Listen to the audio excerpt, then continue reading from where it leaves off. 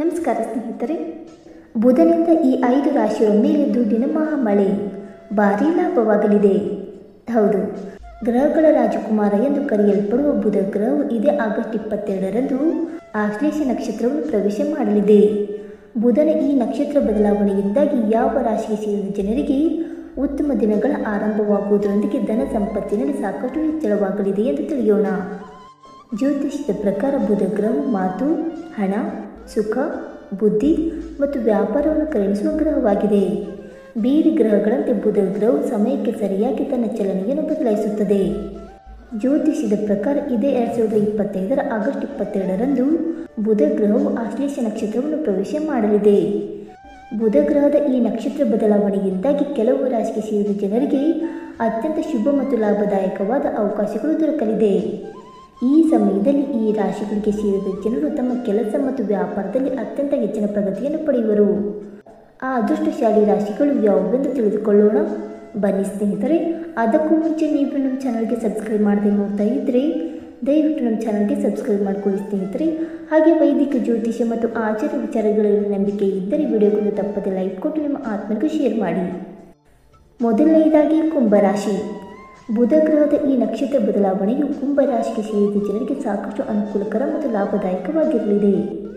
ಈ ಸಮಯದಲ್ಲಿ ಬುಧ ದೇವನ ಶುಭ ಪ್ರಭಾವದಿಂದಾಗಿ ಕುಂಭರಾಶಿಗೆ ಸೇರಿದ ಜನರು ತಮ್ಮ ವೃತ್ತಿ ಜೀವನದಲ್ಲಿ ಸ್ಥಿರತೆಯನ್ನು ಹೊಂದುವುದರೊಂದಿಗೆ ವ್ಯಾಪಾರವನ್ನು ವಿಸ್ತರಿಸಲು ಉತ್ತಮ ಅವಕಾಶ ದೊರಕಲಿದೆ ಮತ್ತು ನಿಮ್ಮ ಆರ್ಥಿಕ ಸ್ಥಿತಿ ಈ ಸಮಯದಲ್ಲಿ ಅತ್ಯುತ್ತಮವಾಗಿರುವುದರಿಂದ ಕುಂಭರಾಶಿಗೆ ಸೇರಿದ ಜನರು ಈ ಸಮಯದಲ್ಲಿ ವಿದೇಶಕ್ಕೆ ಪ್ರಯಾಣಿಸಬಹುದಾಗಿದೆ ಅಥವಾ ಸಂಪತ್ತಿಗೆ ಸಂಬಂಧಿಸಿದಂತೆ ಉತ್ತಮ ಅವಕಾಶಗಳು ದೊರಕುವುದರಿಂದ ಯಶಸ್ಸನ್ನು ಗಳಿಸುವಿರಿ.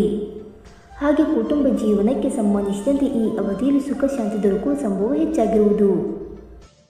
ಎರಡನೆಯದಾಗಿ ಮಕರ ರಾಶಿ. ಮಕರ ರಾಶಿಗೆ ಸೇರಿದ ಜನರಿಗೆ ಬುಧ ಗ್ರಹದ ಈ ನಕ್ಷತ್ರ ಬದಲಾವಣೆಯು ಪಾಲುದಾರಿಕೆ, ವ್ಯಾಪಾರ ಮತ್ತು ವ್ಯವಹಾರಕ್ಕೆ ಸಂಬಂಧಿಸಿದಂತೆ ಸಂಪರ್ಕಗಳನ್ನು ವೃದ್ಧಿಸಲು ಉತ್ತಮ ಸಮಯವನ್ನು ನೀಡಲಿದೆ.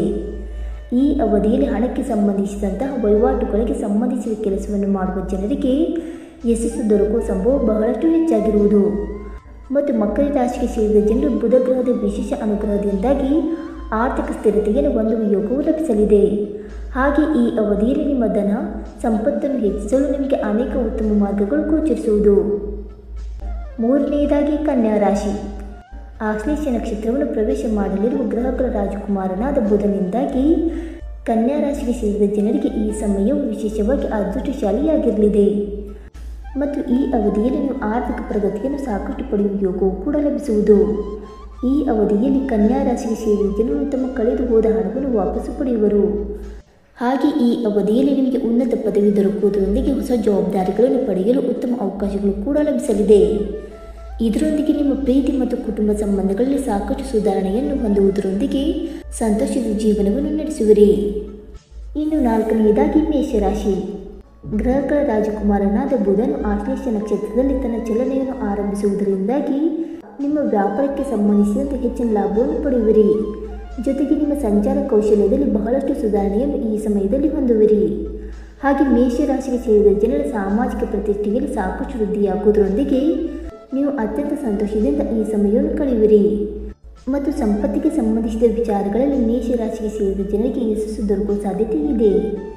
ಜೊತೆಗೆ ನಿಮ್ಮ ಮನೆಯ ಸದಸ್ಯರೊಂದಿಗೆ ಅತ್ಯುತ್ತಮವಾದ ಸಾಮರಸ್ಯವನ್ನು ಹೊಂದುವುದರಿಂದ ಸಾಕಷ್ಟು ಲಾಭವನ್ನು ಪಡೆಯುವಿರಿ ಮತ್ತು ವ್ಯಾಪಾರವನ್ನು ಮಾಡುವ ಮೇಷರಾಶಿಗೆ ಸೇರಿದ ಜನರಿಗೆ ಬುಧ ಗ್ರಹದ ಅನುಗ್ರಹದಿಂದಾಗಿ ಅತ್ಯಂತ ಹೆಚ್ಚಿನ ಆರ್ಥಿಕ ಲಾಭವು ಕೂಡ ಲಭಿಸುವುದು ಮತ್ತು ಬಹಳ ಸಮಯದಿಂದ ನಡೆಯುತ್ತಿದ್ದಂತಹ ವಿವಾದಗಳು ಈಗ ಪರಿಹಾರವನ್ನು ಹೊಂದಬಹುದು ಮತ್ತು ಕೆಲಸದ ಸ್ಥಳದಲ್ಲಿ ಉತ್ತಮವಾದ ವಾತಾವರಣವಿರುವುದು ಮತ್ತು ಸಹೋದ್ಯೋಗಿಗಳೊಂದಿಗೆ ಉತ್ತಮ ಸಾಮರಸ್ಯವಿರುವುದು ಮತ್ತು ವ್ಯಾಪಾರವನ್ನು ಮಾಡುತ್ತಿರುವ ಜನರು ಸ್ಥಿರತೆ ಪಡೆಯುತ್ತಾರೆ ಮತ್ತು ಉದ್ಯಮಿಗಳು ವಿದೇಶಗಳಿಗೆ ಸಂಬಂಧಿತ ಅಥವಾ ವಿದೇಶ ಗ್ರಾಹಕರೊಂದಿಗೆ ವ್ಯವಹಾರ ಮಾಡುವವರು ವಿಶೇಷ ಲಾಭ ಪಡೆಯಬಹುದು.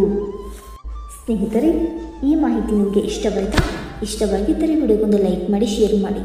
ಹಾಗೆ ನಿಮ್ಮ ಅನಿಸಿಕೆ ಮತ್ತು ಅಭಿಪ್ರಾಯವನ್ನು ತಪ್ಪದೆ ಕಮೆಂಟ್ ಮೂಲಕ ತಿಳಿಸಿ ಸ್ನೇಹಿತರೆ. ವಿಡಿಯೋ ನೋಡಿದ್ದಕ್ಕಾಗಿ ಧನ್ಯವಾದಗಳು. Thank you so much.